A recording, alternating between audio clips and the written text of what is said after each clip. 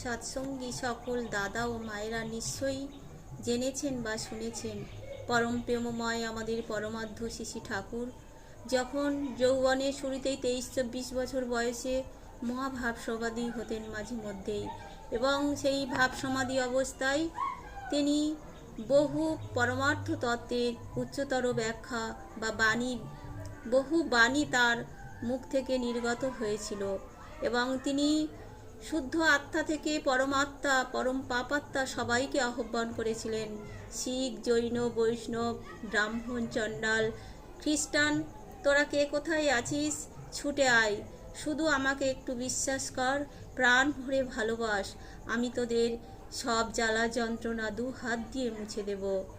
তোরা শুধু একটু বিশ্বাস কর, আমি পরম ব্রহ্ম, আমি অনামি, আমি পরমাত্মা, আমি সব, তোরা শুধু একটু বিশ্বাস কর। তিনি বহু অভয় বাণী ও আশ্বাস দিয়েছিলেন। তার এই ডাকে যারা কানে শুনতে পেয়েছিলেন এবং যাদের হৃদয় স্পর্শ করেছিল, তারা প্রত্যেকে শ্রী ঠাকুরের চরণতলে এসে শ্রী ঠাকুরের সদ্দীক্ষায় দীক্ষিত হয়ে নিজেদের জীবনকে চরম উৎকর্ষ সফলতা লাভ করেছিল।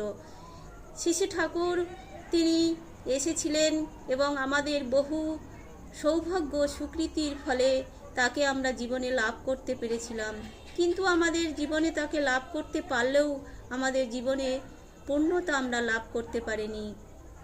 আমরা বুঝতেই পারিনি, আমাদের বোধের মধ্যেই আসেনি যে তিনি পুরুষোত্তম।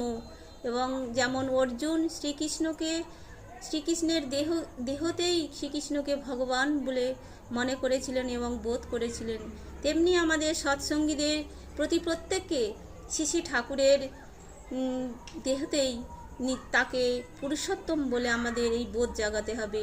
আমরা সেই বোধ আমাদের মধ্যে না জাগাই, শ্রী ঠাকুর বারবার জানিয়েছেন যে তার কতকগুলি নিয়ম পালন ও অভ্যাসের মধ্য দিয়ে শ্রী ঠাকুরকে আমরা উপলব্ধি করতে পারবো, তার স্বরূপ আমরা উপলব্ধি করতে পারবো, সত্যের সন্ধান উপলব্ধি করতে পারবো।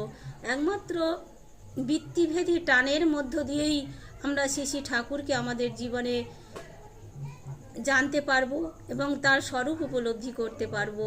তাই আমাদের এই পঞ্চ ইন্দ্রিয় আমাদের সবসময় আষ্টে পৃষ্ঠে বেঁধে রেখেছে, সেই স্টেট থেকে আমাদের দূরে সরে রেখেছেন, এবং যেগুলির পালন এবং অভ্যাসের মধ্য দিয়ে আমরা শ্রী ঠাকুরকে জানতে পারবো সেগুলিই হলো জপ, ধ্যান, যজন, যাজন, ইষ্টভৃতি, সেবা, সৎসঙ্গ ইত্যাদি।